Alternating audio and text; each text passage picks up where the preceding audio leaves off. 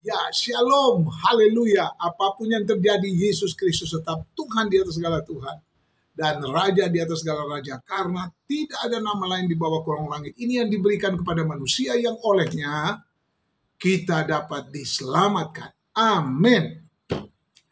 Kita akan melanjutkan pembahasan tentang hari-hari terakhir yang dikutip oleh Petrus, murid Kristus yang mengasihi Tuhannya, dan juga Roh Kudus yang bekerja di hari-hari terakhir ini sesuai nubuatan kitab Yoel. Kita sambung ke poin yang keempat. Tapi di poin yang ketiga itu ada satu catatan penting bahwa Rasul Paulus merindukan dukungan doa dari jemaat Efesus. Jadi kita juga jangan lupa mendoakan hamba-hamba Tuhan yang berada di mimbar gereja atau yang berada di ladang-ladang Tuhan dimanapun juga yang sedang memberitakan Injil. Ya, kita sangat membutuhkan. Kami pun membuat rekaman ini sangat membutuhkan dukungan doa dari setiap orang yang menerima rekaman ini dan memberitakan kepada orang lain. Pujilah Tuhan.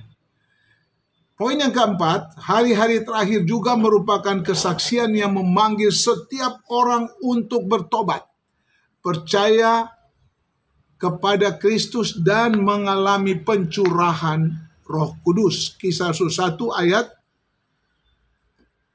8, Kisah Rasul 2 ayat 4 dan ayat 38 sampai 40.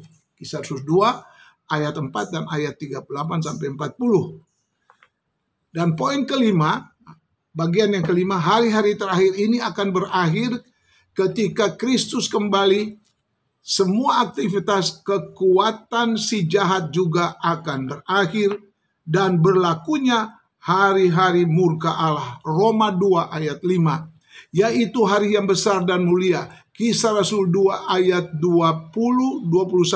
Demikian juga Nabi Yesaya telah bernubuat akan ada hari-hari pembalasan Allah kita. Yesaya 61 ayat 2. Nah, Yesaya 61 ini dikutip dalam Lukas 4 ayat 17-18. Itu Anda bisa dibacanya.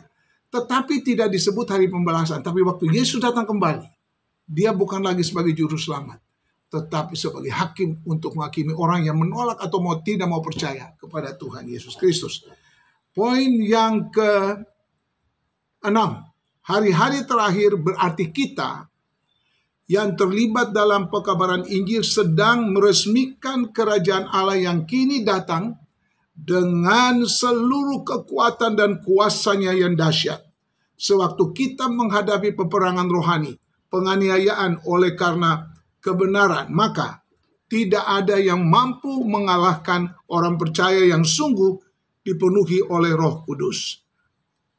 Contohnya Matius 10 ayat 10 sampai 15. Kalau kita masuk ke satu rumah dengan tujuan baik untuk memberitakan kabar baik Injil Kerajaan Allah itu, mungkin kita sampai dimarah, dimaki, dan macam-macam alasan.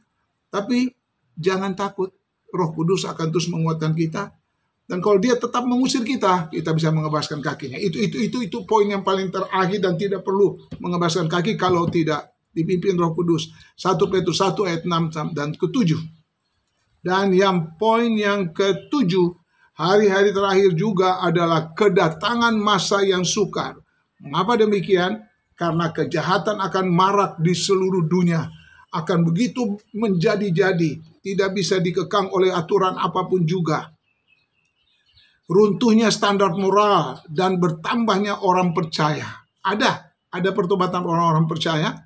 Bermunculan juga jemaat atau gereja-gereja baru. Juga gereja-gereja palsu.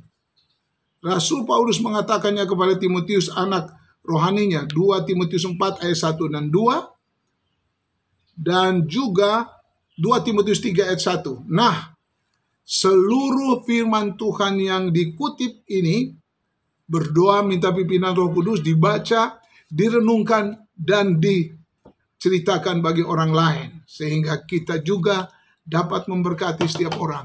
Dan itu menandakan kita giat pada hari-hari terakhir. Jangan takut, tetap bersuka cita. Paulus dan Silas berada dalam penjara. Kita dipenjara dari berbagai macam masalah. COVID-19 yang baru selesai, Belum selesai semuanya katanya. Lalu ada demam berdarah, wabah, dan macam-macam, harga-harga makin meningkat.